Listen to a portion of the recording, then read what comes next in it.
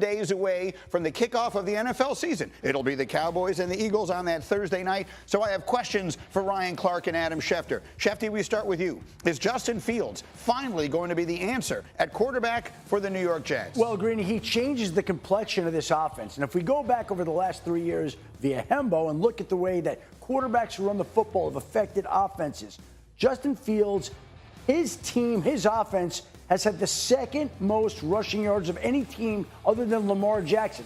You're looking at the Jets running the football, playing tough defense, and trying to turn around their season behind number 7. I am infinitely more optimistic than most Jet fans I hear from. RC, next up, is this the year Lamar Jackson finally wins that elusive championship? You know what, Greeny, I can't answer that question. It's the year that Lamar Jackson has to win the championship. There's no more pressure on any player in this entire league to perform in the playoffs than there is Lamar Jackson. It doesn't matter that you add DeAndre Hopkins. It doesn't matter that you go out and get Malachi Starks to be in the secondary in the first round. It's what does Lamar Jackson do in the most important moments. And what has happened is he's been the best player all season during the regular season and come up short in the playoffs. That can't happen if he wants to get a ring. Absolutely. And then finally, Adam Schefter, I will come to you on the Steelers. How long? It's May 27th. Yeah. How long are they willing to wait for Aaron Rodgers? Well, Greeny, it's May 27th, and their first game is not till September 7th when they play the New York Jets. So I would say they're willing to wait until September 7th. But the truth of the matter is the Steelers have a mandatory mini camp June 10th to the 12th. So if we're going to get an answer from Aaron Rodgers, and he certainly seemed to hint at that this past week in a public Q&A, I think we could hear something in the next couple of weeks about him coming back to Pittsburgh finally. Yeah, if you've missed it, he's done two things that were sort of like dropping breadcrumbs, right? First, he was publicly throwing passes with DK Metcalf at UCLA not long ago, right? That's something that you choose to do randomly. And then this week, he was asked at this event, you know, a young woman asked him, could you ever play for the Bears? And he said, well, no, but I could see myself playing for a team that's visiting Chicago this year. And he also said he couldn't see himself playing for New Orleans. So he ruled out the Saints. He kept alive the Steelers, and that's where we're at today. Speaking of the Steelers, let's throw a take into the hot take time machine. Less than 2 weeks ago, Ryan Clark was on First Take, and he had some interesting thoughts about his legendary former coach.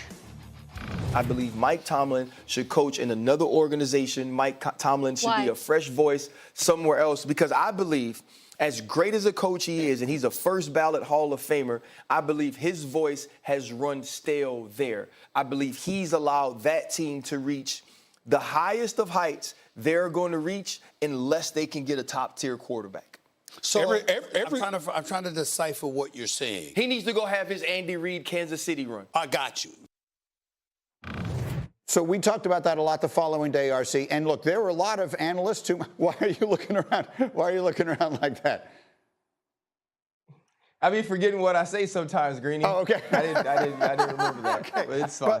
But in this particular case, like I might say that. A lot of other people, a lot of other analysts might say he's not appreciated enough. The fans don't appreciate him. The organization hasn't gotten him a quarterback. He needs a fresh start somewhere else. That doesn't mean anything. When you say it, and I'll remind the audience, if you are very close person or you played for him and you remain very close to him, it feels different. It hits me differently when I hear you say it. Talk to me about that.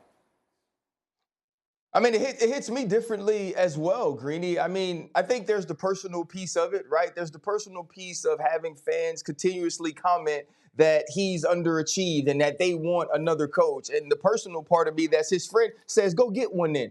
And tell me which one that you're going to find is better than him. And the other side of it is that since the last couple of years of Big Ben's tenure as the starting quarterback, this team hasn't been competing for a championship. This team hasn't been championship caliber, and they've continuously tried to find that guy. But think about some of the seasons they've had when you're talking about the regular seasons and then the playoff collapses. The fact that they've been down by 21 points in the last few playoff games.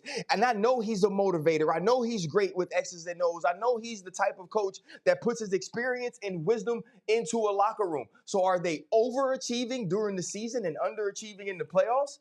Right? Or are they not figuring out a way to win because they don't have that guy at quarterback? And it seems that this year is going to be the exact same thing. It's pretty simple. When they had Ben Roethlisberger, we thought of the Steelers the same way we think of the Buffalo Bills now with Josh Allen, with the Baltimore Ravens, with Lamar Jackson. Without Ben Roethlisberger, we're wondering if and when the Steelers can and will take the next step. We're waiting to see whether Aaron Rodgers can. They don't have the quarterback to compete with the big guns in the AFC that do have the quarterback. For years, the Pittsburgh Steelers had that guy. Now, welcome to the reality. Welcome to your world, Greeny, with the New York Jets. Welcome to what it's like when you don't have one of those elite quarterbacks. It is difficult to unseat those top teams. It almost can't be done unless you have a top guy. And the Andy Reid comparison is an interesting one, a guy who had such success in one place. I'll remind everyone, Andy Reid went 4-12 the year that they fired him in Philadelphia. That's obviously not going to happen in Pittsburgh. So he would have to sort of make up his own mind. The other piece of it is, too, super quick, real quick. Yeah, the other piece of it is this, too. Andy Reid was already a Hall of Fame caliber coach. He didn't become the coach, the Andy Reid, until he got Patrick Mahomes. So that's how important that position is. And Omar Khan and Mike Tomlin have to figure that out. But the Cincinnati Bengals and their unresolved contract situation with Trey Hendrickson is such that this is a situation that's been going on for the better part of 2 off seasons. You have a player who led the NFL in sacks last year, Greeny, still has not been paid, still is not happy. Obviously, both sides want to work this out. And most teams have given away a lot of their salary cap space, so it's more difficult to make a trade. So it's almost as if Hendrickson and the Bengals are left to pick up the pieces and figure out how to resolve this when there's been no solution in sight and they have not been able to bridge their differences. We'll see if they can get that done here coming up in the coming days and weeks. Let me get RC into the conversation this morning as well. Ryan Clark is up with us early today. RC, what about this strategy? They paid their receivers. They have the one guy who did anything for them defensively last year, sort of hanging in the wind. How does this work out for Cincinnati? You know, it's really a crazy ordeal when you look at what's going on with their first-round draft pick, Shamar Stewart, as well. It seemed like the Cincinnati Bengals were getting out of that cheap Bengals sort of moniker, but they aren't. Trey Hendrickson has earned his money, and I'm not sure necessarily what they're haggling over, but this is a player that's a must-have for new defensive coordinator Al Golden if they want to move forward and compete with the tops of the AFC. Give me another one, Chef, you got your eye on. How about something involving Jalen Ramsey? Yeah, the Miami Dolphins have been looking and open to dealing Jalen Ramsey, and there has been interest in him across the league. I think probably more than people realized, and it certainly sounds like in the next couple of weeks, the Dolphins will be able to find a trade partner for Jalen Ramsey, and he will be moving on yet again. Started in Jacksonville, went to the Rams, went to the Dolphins. He's about to find his 4th new team here in the coming weeks. And then let me skip forward to the last one here in the interest of time, because I'm dying to hear what you have to tell me about the situation in Cleveland. Well, Greeny, this is going to be the most interesting storyline all summer long, and they're in OTAs right now, so you know that